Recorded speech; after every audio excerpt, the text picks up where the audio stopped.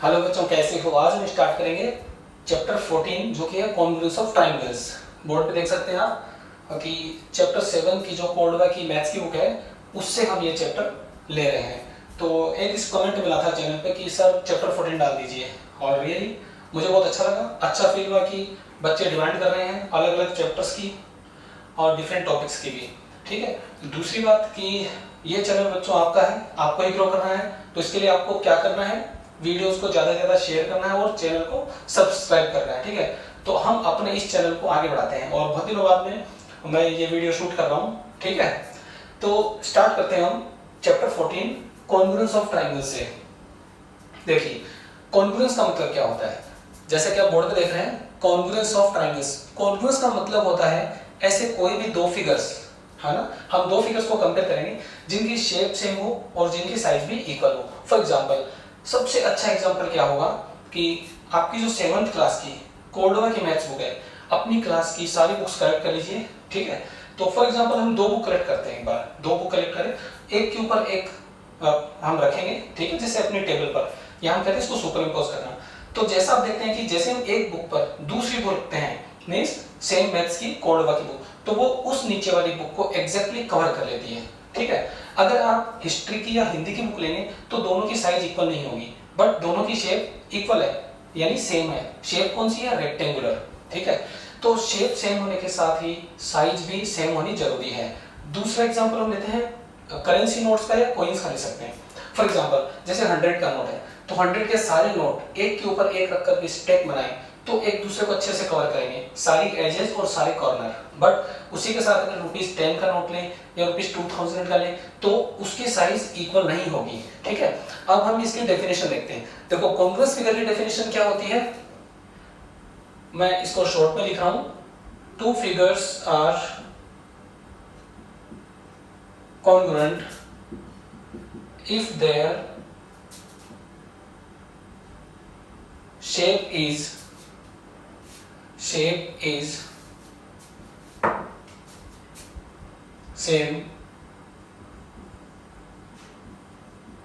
and size is equal। अब आप इस लैंग्वेज को अपने वर्ड्स में लिख सकते हैं। फॉर एग्जांपल हम यह भी कर सकते हैं कि two geometrical figures are congruent if their shape and size are same। ठीक है, मतलब मीनिंग समझना आपको। ठीक है, अब देखिए क्या क्या शेप्स ऐसी हैं जो कॉन्ग्रुएंट हो सकती हैं। अगर आपको कुछ नोट करना है तो बच्चों नोट कर सकते हो, आप वीडियो को पॉज करके आप स्क्रीनशॉट ले सकते हो। ठीक है, और नोट्स बना सकते हो। फॉर एग्जांपल अगर हम लाइन सेगमेंट्स की बात करें, ये ए बी एक लाइन सेगमेंट है और ये सी डी एक दूसरा लाइन सेगमेंट है। अगर ये कॉन्ग्रुएंट होंगे तो क्या होगा? कॉन्ग्रुएंट का मतलब कि इनकी लेंथ जो सेम होनी चाहिए। तो हम ये कह सकते हैं कि two line segments are congruent if they have equal length. यानी कि अगर इस सीडी को हम यहां से उठाकर इस पर रखें ए बी पर, तो क्या होगा, ए की जगह सी आ जाएगा, है ना। ए को क्या करेगा? सी कवर कर लेगा, और बी को कौन कवर कर लेगा? डी। तो यहीं पे हमारा पॉइंट सी आएगा और इसकी जगह हमारा पॉइंट डी इसको ओवरलैप करेगा, यानी इसको एग्जैक्टली कवर करेगा।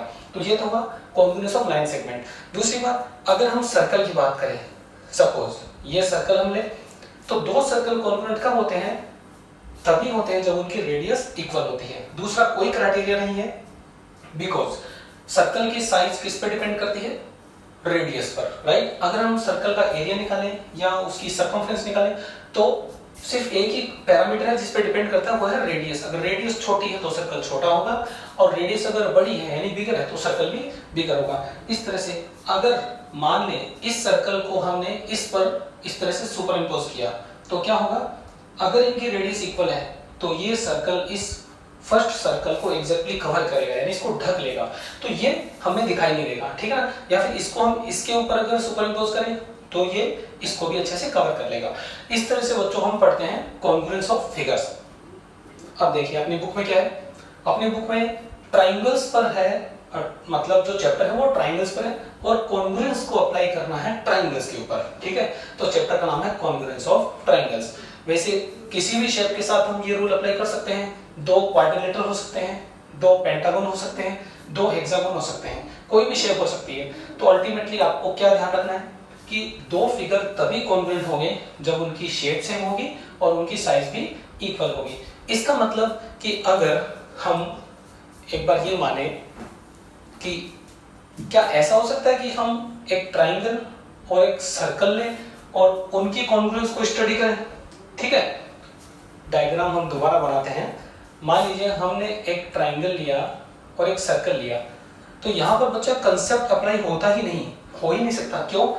फर्स्ट पॉइंट देखिए, दोनों की शेप डिफरेंट है और डेफिनेशन में हमने क्या देखा कि दो फिगर्स जिनकी शेप सेम होनी चाहिए, शेप तो डिफरेंट है क्योंकि ये ट्राइंगल है और ये सर्कल है, तो यहाँ पर कॉन्ग्रुएंस का रूल यानी जो कंसेप्ट है ये हम अप्लाई नहीं कर सकते। ठीक है, अब ट्राइंगल्स पे हम कैसे अप्लाई करेंगे, तो इसके लिए हम चलते हैं अपने लैपटॉप की स्क्रीन पर, जैसे कि आप वीडियो देखते हैं, और स्टार्ट करते हैं एक्सरसाइज 14.1। ठीक है, हेलो स्टूडेंट्स, तो हम आ गए हैं हमारे लैपटॉप की स्क्रीन पर। अभी जैसा कि मैंने आपको कुछ बेसिक बातें बताई कि दो ज्योमेट्रिकल शेप्स या हम कहें कि दो ट्राइंगल्स कॉन्ग्रुएंट होंगे जब उनकी साइज इक्वल होगी। क्योंकि हम ट्राइंगल्स की बात कर रहे हैं तो जाहिर सी बात है कि शेप तो इनकी सेम है। शेप कौन सी है? ट्राइंगुलर। अब साइज इनकी इक्वल है कि नहीं, तो हम क्या करते हैं, छोटा सा प्रैक्टिकल करते हैं। देखिए यहाँ पर दो ट्राइंगल्स हैं, फर्स्ट है ABC और सेकंड है DEF, राइट। अब हम D को उठाकर A पर रखेंगे तो हम चेक करेंगे कि क्या ये फर्स्ट ट्राइंगल को एग्जैक्टली कवर करेगा कि नहीं, यानी कि ये इस पर ओवरलैप होगा कि नहीं 100%। अगर ये ओवरलैप होता है तो हम देखिए क्या होता है, हम एक बार देखते हैं। तो ये छोटा सा प्रैक्टिकल हम करते हैं, वर्टेक्स को यहाँ पर हम हटा देते हैं एक बार। ठीक है, हमने कहा कि ये वाला ट्राइंगल हम यहां से हटाकर इस पर रखते हैं, तो आप देख सकते हैं स्टूडेंट्स कि ये एग्जैक्टली इसको कवर कर रहा है। ठीक है, इसका मतलब सेकंड ट्राइंगल का जो डी वर्टेक्स था वो ए को ओवरलैप कर गया, अच्छे से ओवरलैप कर गया, और ई जो था वो बी को ओवरलैप कर गया, और एफ सी को। मतलब ए की जगह पे डी आ जाएगा, बी की जगह पे ई, और इस तरह से सी को कवर करेगा एफ। बाकी इसकी जो एजेस हैं तीनों वो भी ओवरलैप करेंगी। ठीक है, कहने का मतलब कि नीचे वाला ट्राइंगल जो है वो ऊपर वाले के अकॉर्डिंगली बिल्कुल आइडेंटिकल हो गया, दोनों ट्राइंगल आइडेंटिकल हो गए, तो ऊपर वाले ने नीचे वाले ट्राइंगल को कवर किया, 100% एग्जैक्टली कवर किया। ठीक है, तो ये हुआ कॉन्ग्रुएंट ट्राइंगल। अब एक बार हम ये मान लें कि कॉन्ग्रुएंट ट्राइंगल का हमें पता नहीं और दोनों ट्राइंगल की जो साइज है उसके बारे में भी हम कुछ नहीं कर सकते, तो हम छोटा सा प्रैक्टिकल और करते हैं कि इसको हम रोटेट कर देते हैं। अब हमें देखने से ऐसा लग रहा है कि ये ट्राइंगल कॉन्ग्रुएंट होंगे कि नहीं, तो प्रैक्टिकल हम हर बार कर नहीं सकते, राइट, ये पॉसिबल नहीं होगा। इसके लिए हमने क्या किया, कुछ रूल्स बनाए। तो मैथमेटिशियंस ने कुछ रूल्स बनाए, जैसे आपने सुना होगा क्लास 7th की मैथ्स की बुक में भी ये चैप्टर आता है, तो उसमें बेसिकली आपने देखा होगा SAS लिखा हुआ आता है, ऐसा कुछ आता है RHS। ठीक है, इस तरह की चीजें, या ASA। तो ये कुछ प्रॉपर्टीज हैं, या हम कहें कि कुछ क्राइटेरिया है, इनके बेस पे हम डिसाइड करेंगे कि ट्राइंगल कॉन्ग्रुएंट होंगे या नहीं होंगे। बट उससे पहले हम एक और प्रैक्टिकल करते हैं छोटा सा, राइट। देखो ध्यान से, इस ट्राइंगल को अगर हम कोशिश करें इस ट्राइंगल पर रखने की, तो हमें पता है ओवरलैप नहीं हो रहा, राइट। बट क्या हो कि अगर हम इसको रोटेट करके करें, ठीक है, तो फिर से हमने इसको रोटेट किया, और अच्छा अभी हम इसको रोटेट करते हैं एक बार और। ये देखिए, अब अगर हम इसको रोटेट करने के बाद में कोशिश करें तो ये परफेक्टली इसको ओवरलैप करेगा, राइट। इसका मतलब कि ट्राइंगल की जो शेप होती है वो अगर हमें डिफरेंट लग रही हो, हमें लग रहा हो कि वो फर्स्ट ट्राइंगल को या जो भी अदर ट्राइंगल है उसके साथ कॉन्ग्रुएंट होगा कि नहीं, तो हम हर बार ऐसा नहीं करेंगे कि उस ट्राइंगल को रोटेट किया और इस पर हम इसको सुपर इम्पोज करें। ठीक, तो क्या किया हमने, कुछ रूल्स बनाए, कुछ क्राइटेरिया डिसाइड किया, उनको यूज करके हम प्रूव कर देंगे कि yes the triangles are congruent. ठीक है, तो अब हम चलते हैं एक्सरसाइज 14.1 पे। हमारी 14.1 एक्सरसाइज का जो क्वेश्चन है सेम आपकी कोडवा बुक से है, और बहुत अच्छे अच्छे कमेंट्स इस चैनल पे आ रहे हैं, बच्चों को वीडियोस काफ़ी पसंद आ रहे हैं। तो बेटा आपके लिए मैं 14.1 स्टार्ट कर रहा हूँ, और हम चैप्टर 14 को कंप्लीट करेंगे अच्छे से। काफ़ी इंपॉर्टेंट टॉपिक है ये, टॉपिक आपको 9th 8th और 9th में भी मिलेगा। ठीक है, सो एक्सरसाइज 14.1 14.1 का फर्स्ट क्वेश्चन है, name 6 elements of triangle PQR, right. So question लिख लेते हैं हम यहाँ पर, 6 एलिमेंट्स क्या होंगे। ठीक है, name 6 elements of triangle P Q R. तो इसके लिए क्या करेंगे, देखिए इसके लिए हम एक ट्राइंगल ड्रॉ करेंगे, राइट। तो एक ट्राइंगल ड्रॉ करते हैं, ये ट्राइंगल, और इसकी नेमिंग कर देते हैं पी क्यू आर। तो इसके 6 एलिमेंट्स देखो क्या होंगे। आप यहाँ पर देख सकते हैं कि 3 यहाँ पे एंगल बन रहे हैं और 3 ही साइड बन रही है। तो as you know that there are 3 angles and 3 sides in a triangle, ठीक है। फर्स्ट एंगल क्या हुआ हमारा, एंगल पी। तो हम आंसर में लिखेंगे angle P, angle Q, angle R, ठीक है। ये हो गए हमारे 3 एंगल्स। साइड्स की बात करें तो साइड्स होंगी P Q, Q R and R P, right. और एक बात को हमें ध्यान रखना है कि जब हम ये दो लेटर्स यूज करते हैं, जैसा कि हमने पी क्यू लिखा, क्यू आर लिखा, आर पी लिखा, ठीक है, दो लेटर्स हम यूज करते हैं जब हमें एक लाइन सेगमेंट को रिप्रेजेंट करना हो। और यहाँ पे सिंगल लेटर यूज करते हैं तो एंगल का साइन लगाना होगा। तो ऊपर वाले तीनों एंगल्स होंगे और नीचे वाली तीनों साइड्स होंगी ट्राइंगल की। तो ये कितने हो गए, 6 एलिमेंट्स, ठीक है। सेकंड क्वेश्चन को देखते हैं। तो सेकंड क्वेश्चन ये कह रहा है कि triangle X Y Z is congruent to R P Q.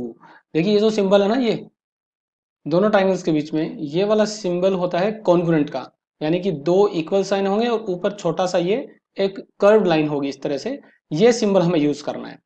And under the correspondence X Y Z corresponding to R P Q, right all the corresponding congruent parts of the triangles. क्या मतलब हुआ इसका, देखिए हमें दो triangle लेने हैं, right. तो मैं डायग्राम से आपको समझा रहा हूँ। जरूरी नहीं कि नोटबुक में आप इस तरह का डायग्राम बनाए, बट बनाए तो बेटर होगा, ठीक है। ये मान लीजिए हमने ट्राइंगल बनाया, ओके वेट, जस्ट वेट। ये हमने ट्राइंगल बनाया एक एक्स वाई जेड, ठीक है, एक्स वाई जेड। ठीक इसी तरह से सेकेंड ट्राइंगल हम बनाते हैं और ये होगा हमारा ट्राइंगल आर पी क्यू। अब क्वेश्चन में ये लिखा है right all the corresponding congruent parts. तो देखिए यहाँ पे दो तरह के पार्ट होते हैं, यानी एक होता है एंगल, दूसरा होता है साइड। तो 3 एंगल्स 3 साइड्स। तो अब क्या करेंगे, इन दोनों ट्राइंगल्स को हम कंपेयर करेंगे और ये जो रूल दिया है इसके अकॉर्डिंग हमें इसका आंसर लिखना है, ठीक है। तो रूल ये है कि एक्स वाई जेड, देखो ये रहा rule, X Y Z is correspondent with R P Q, ठीक है। तो सबसे पहले एंगल्स की करस्पॉन्डेंस हम देखेंगे, यानी कि इसमें जो फर्स्ट एंगल है एक्स वाई जेड में, ये जो लिखा है, देखिए एक बार हम यहाँ लिखते हैं इसको, ठीक है, ताकि समझना इजी हो। ये करस्पॉन्डेंस है, इसका मतलब ये होता है कि एंगल एक्स जो होगा वो ये फर्स्ट लेटर होगा, ये इससे इसके इक्वल होगा फर्स्ट एंगल के, ठीक है। तो आंसर में क्या लिखेंगे हम, angle X equals angle R, ठीक है। Then second angle Y equals angle P, और थर्ड जो एंगल होगा ये जेड, ये होगा क्यू के equal, angle Z equals angle Q, ठीक है। सेकंड, अब हमें करस्पॉन्डेंस देखनी है साइड्स पर अप्लाई करेंगे। तो इसमें क्या करेंगे, साइड के लिए हम दो लेटर चूज करते हैं। तो पहले ही हम चूज करेंगे एक्स वाई, ठीक है, एक्स वाई। तो साइड्स की करस्पॉन्डेंस ये होगी X Y equals R P. Second फिर क्या लेंगे हम, नेक्स्ट टू लेटर्स लेंगे Y Z equals P Q. तो ये होगा हमारा Y Z equals P Q. और थर्ड में देखिए क्या आएगा, थर्ड में आएगा एक्स जेड। ये देखिए ये एक्स जेड होगा, ये किसके इक्वल होगा, आरपी के। मतलब फर्स्ट और थर्ड लेटर को कंबाइन करके हम जो हमें जो साइड मिलेगी वो हमें मेंशन करनी है। सो यहां ये हो जाएगा X Z equals R Q, ठीक है। ये हुआ सेकंड क्वेश्चन का आंसर। नेक्स्ट क्वेश्चन पर चलेंगे हम, क्वेश्चन नंबर 3, ठीक है। तो हमने यहाँ डायग्राम ड्रॉ कर लिए हैं और पहला ट्राइंगल है डी एफ, और इसमें गिवन है कि ये कॉन्ग्रुएंट है, राइट। ये हमने सिंबल यूज किया कॉन्ग्रुएंट का। और D F is congruent to triangle B C A, right the parts of triangle B C A that correspond to, ठीक है। फर्स्ट पार्ट देखिए, फर्स्ट क्वेश्चन इसका ये है एंगल एफ। तो एंगल एफ के करस्पॉन्डिंग में, मतलब एंगल एफ किस ट्राइंगल का है, डी ए, और हमें वो सारे पार्ट लिखने हैं जो बीसीए में आएंगे। तो एंगल एफ के जो इक्विवेलेंट होगा वो क्या होगा, ये होगा। क्योंकि क्वेश्चन में जो ट्राइंगल्स हैं उनकी जो नेमिंग है वो इस तरह से की गई है, ये यहां पर हम इसको मेंशन कर लेते हैं एक बार, सिंस, ठीक है, सिंस लिख लेते हैं, गिवन लिख लेते हैं, ठीक है, given. triangle DEF is congruent to triangle BCA। अब देखिए इसका फर्स्ट पार्ट हम सॉल्व करते हैं। First part angle F equals, तो एंगल F किससे रिलेटेड है? अगर करस्पॉन्डेंस का ध्यान रखें तो F आ रहा है एंगल A के इक्वल, ठीक है, क्योंकि लास्ट लेटर है तो सेकंड ट्राइंगल में भी हम लास्ट वाला लेटर चूज करेंगे, ठीक है। सेकंड होता है DE, तो DE को कैसे रिलेट करेंगे? DE का मतलब फर्स्ट टू लेटर्स, ठीक है, तो सेकंड ट्राइंगल में भी पहले दो लेटर हम चूज करेंगे और आंसर होगा इसका BC। तो DE का BC हुआ। थर्ड पार्ट देखते हैं। थर्ड पार्ट में एंगल D है, एंगल D। अब एंगल D कहां पर है? फर्स्ट एंगल, ठीक है, तो ये जो एंगल D है ये इस एंगल B के इक्वल हो जाएगा, एंगल B। फोर्थ पार्ट देखेंगे। फोर्थ में EF, तो EF, अब EF हमें देखना है, EF में होगा लास्ट के टू लेटर्स, यहाँ देखिए लास्ट के टू लेटर्स आ रहे हैं, ठीक है। इसी तरह से यहाँ भी सेकंड ट्राइंगल में हम लास्ट के टू लेटर सेलेक्ट करेंगे, CA। इसको हम कहते हैं करस्पॉन्डेंस, ठीक है। तो करस्पॉन्डिंग पार्ट जब कॉन्ग्रुएंट होते हैं उसका यही मतलब होता है।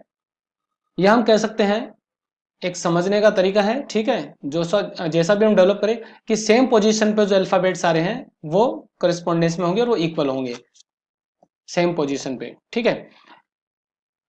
ओके, इसके बाद में फिफ्थ पार्ट। फिफ्थ पार्ट में है DF। अब DF हमें देखना कहां पर है, ठीक है, तो DF जैसा हम देख सकते हैं कि फर्स्ट ट्राइंगल में फर्स्ट और थर्ड लेटर को कंबाइन किया गया है DF। इसी तरह से सेकंड ट्राइंगल में भी हम फर्स्ट और थर्ड लेटर को कंबाइन करेंगे तो मिलेगा BA। ओके स्टूडेंट्स, ये वो आंसर थर्ड क्वेश्चन का। ओके, इसमें टोटल 5 क्वेश्चन है, तो होपफुली हम ये एक्सरसाइज इसी वीडियो में कंप्लीट करेंगे, राइट। तो क्वेश्चन 4 में यह answer the following questions and justify your answer, ठीक है। फर्स्ट पार्ट चलिए हम लिखते हैं, all the triangles equal in area congruent. First part हम लिखते हैं are, okay, are the, short में हम लिखते हैं are the triangles equal in area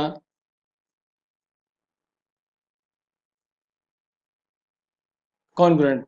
तो हमें ट्रू फॉल्स या यस और नो में इसका आंसर लिखना है। इसका मतलब है कि जो ट्राइंगल्स एरिया में इक्वल हैं, are the triangles equal in area, क्या वो कॉन्ग्रुएंट होंगे? तो ये जरूरी नहीं है, इसका आंसर क्या होगा? नो। क्योंकि दो ट्राइंगल्स के एरिया इक्वल हों जरूरी नहीं कॉन्ग्रुएंट होंगे, बट अगर कॉन्ग्रुएंट हैं तो डेफिनेटली उनका एरिया भी इक्वल होगा, ठीक है। ये इसका आंसर नो होगा। सेकंड पार्ट है, are congruent rectangles equal in area, are congruent rectangles equal in area। तो इसका आंसर होगा यस, बिकॉज दो ट्राइंगल्स कॉन्ग्रुएंट तभी होते हैं जब उनकी लेंथ भी सेम हो और ब्रेड्थ भी सेम हो। सो ऑब्वियसली क्या होगा, उनका एरिया इक्वल होगा, क्योंकि एरिया होता है लेंथ इनटू ब्रेड्थ, ठीक है। नेक्स्ट आएगा इसमें थर्ड है, are the squares having equal area congruent. Question लिख लेते हैं हम, आर द स्क्वायर्स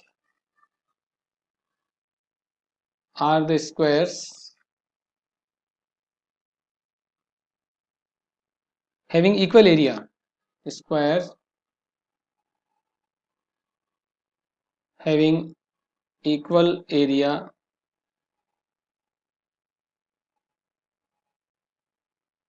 कॉन्ग्रुएंट। तो देखिए इसका आंसर क्या होगा। जैसा कि हम जानते हैं कि स्क्वायर का एरिया इक्वल कब होता है, जब उनकी साइड्स इक्वल हो। तो अगर दो स्क्वायर्स का एरिया इक्वल है, इसका मतलब उनकी साइड्स भी इक्वल है। अगर एक स्क्वायर को दूसरे पर सुपर इम्पोज करें तो वो उसको ओवरलैप करेगा, एग्जैक्टली उसको कवर करेगा, तो इसका आंसर हो जाएगा यस, ठीक है। एंड फोर्थ पार्ट देखते हैं, are all squares congruent, are, okay, are all squares congruent. इसका मतलब कि क्या जितने भी स्क्वायर्स हैं, मतलब कि इस दुनिया में जितने भी स्क्वायर्स हैं क्या वो कॉन्ग्रुएंट हैं? ऑब्वियसली नहीं होंगे, क्योंकि कुछ स्क्वायर साइज में छोटे हैं, कुछ स्क्वायर साइज में बिगर हैं, बड़े हैं, ठीक है। तो सारे स्क्वायर्स कॉन्ग्रुएंट नहीं हो सकते, इसका आंसर नो हो जाएगा। हम ट्रू फॉल्स में नहीं दे सकते क्योंकि इसमें क्वेश्चंस पूछे गए हैं, ठीक है। कुछ के पॉसिबल हो सकते हैं कि हम ट्रू फॉल्स में दें, जो क्वेश्चंस हैं मीन्स जो रियली इंट्रोगेटिव सेंटेंसेस हैं उनका आंसर हम दे सकते हैं। Then fifth part is are the circles, ठीक है, इसको सर्किल ना बोले, सर्किल नहीं होता है, सर्कल होता है ये। Are the circles with same centre congruent. तो देखो स्टूडेंट्स, इसका मतलब क्या है कि दो या दो से ज्यादा ऐसे सर्कल जिनका सेंटर सेम हो वो कॉन्ग्रुएंट होंगे? नहीं, कोई जरूरी नहीं है। अब सुनने में तो ये ठीक लगता है कि सही होगा, बट फिर भी हम सर्कल ड्रॉ करते हैं, राइट। एक सर्कल ये रहा, इसका सेंटर हम ये मान लेते हैं यहाँ पर, जैसे इसका सेंटर है। सेकेंड सर्कल हम इसका ड्रॉ करेंगे, एक और सर्कल हमने लिया, ठीक है। अब देख सकते हैं ना यहाँ पर कि सेंटर तो एक ही है बट सर्कल की साइज डिफरेंट है, राइट, क्योंकि इनकी रेडियस अलग है। तो मैंने आपको पहले बताया था कि दो सर्कल तभी कॉन्ग्रुएंट होंगे, ठीक है, कब होंगे? जब उनकी रेडियस सेम होगी। अब यहाँ पर तो सर्कल की साइज डिफरेंट है, एक स्मॉलर एक बिगर है, इसका मतलब जरूरी नहीं कि एक ही सेंटर हो तो सर्कल कॉन्ग्रुएंट होंगे। तो यहाँ इसका आंसर जो है वो हो जाएगा नो, राइट। ये आपको ध्यान रखना है, बहुत आसान सी प्रॉपर्टी है कि दो सर्कल तभी कॉन्ग्रुएंट हो सकते हैं जब उनकी रेडियस सेम होगी, ठीक है, क्योंकि सर्कल की साइज रेडियस पे डिपेंड करती है। ओके, नेक्स्ट क्वेश्चन ये रहा, question number 5, last question of 14.1। तो इसमें डायग्राम है और इसमें गिवन है, देखो given angle BOD is congruent to, congruent का मतलब हो गया इक्वल, दो एंगल इक्वल होते हैं एग्जैक्टली, ठीक है, तो हम उनको कॉन्ग्रुएंट कर सकते हैं। BOD is congruent to angle AOC। Prove हमें करना है कि angle BOC equals to angle AOD। तो देखिए हम इसको एक बार शेडेड कर लेते हैं ताकि क्वेश्चन समझ में आ जाए। BOD कौन सा होगा, ये हम यहाँ पर इसको BOD को ये यहाँ पे शेड करते हैं, ये वाला जो एंगल है ये BOD होगा और ये ऊपर वाला एंगल AOC होगा। और हमें जो प्रूव करना है उसमें एंगल BOC है, तो BOC कितना होगा, BOC ये वाला होगा और AOD कौन सा होगा, एंगल AOD ये होगा। तो कैसे इक्वल होंगे, हम देख सकते हैं कि कॉमन पार्ट है COD जो इन दोनों में नहीं आ रहा है, जो गिवन है उसमें नहीं आ रहा, तो इस पार्ट को हम ऐड कर देते हैं, क्योंकि दो इक्वल क्वांटिटीज में अगर इक्वल ऐड करेंगे तो आंसर भी इक्वल रहेगा, राइट। यहां पर मेंशन हम करेंगे adding angle COD on both sides, ठीक है। तो स्टेटमेंट लिखेंगे, तो ये जो स्टेटमेंट था इसमें इस साइड को एज इट इज लिखते हैं और हम क्या ऐड करते हैं, COD, ठीक। इसी तरह से राइट हैंड साइड में हम लिखेंगे एंगल AOC, ये हमारा AOC था, राइट, AOC। अच्छा, उसके बाद हम इसमें वही ऐड करेंगे जो हमने लेफ्ट में ऐड किया, एंगल COD। तो इस तरह से ये ऐड करने के बाद में BOD, और डायग्राम में देखेंगे हम BOD प्लस COD, ये बनता है BOC, एंगल BOC। और AOC में अगर हमने ऐड किया COD तो ये बन जाता है angle AOD, right, hence proved आप लिख सकते हैं।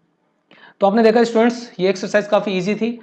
तो मैथ्स को हमें क्या करना है, रेगुलर प्रैक्टिस करनी है और मैथ्स को पढ़ना नहीं है, ठीक है, पढ़ो मत, इसको समझो। रेगुलर प्रैक्टिस करोगे आप, अगर प्रॉपर्टीज़ और जो भी फॉर्मूले हैं आपको अच्छे से याद रहेंगे, आपको अप्लाई करना आता है, तो डेफिनेटली आप सारे क्वेश्चन सोल्व कर सकते हैं, चाहे वो किसी भी बुक का हो, ठीक है। एंड आई होप कि ये वीडियो आपने एंजॉय किया होगा, अपने फ्रेंड्स के साथ इसे शेयर करें और जल्द ही नेक्स्ट वीडियो में मिलेंगे जिसमें हम एक्सरसाइज 14.2 सॉल्व करेंगे। Okay students, have a good day.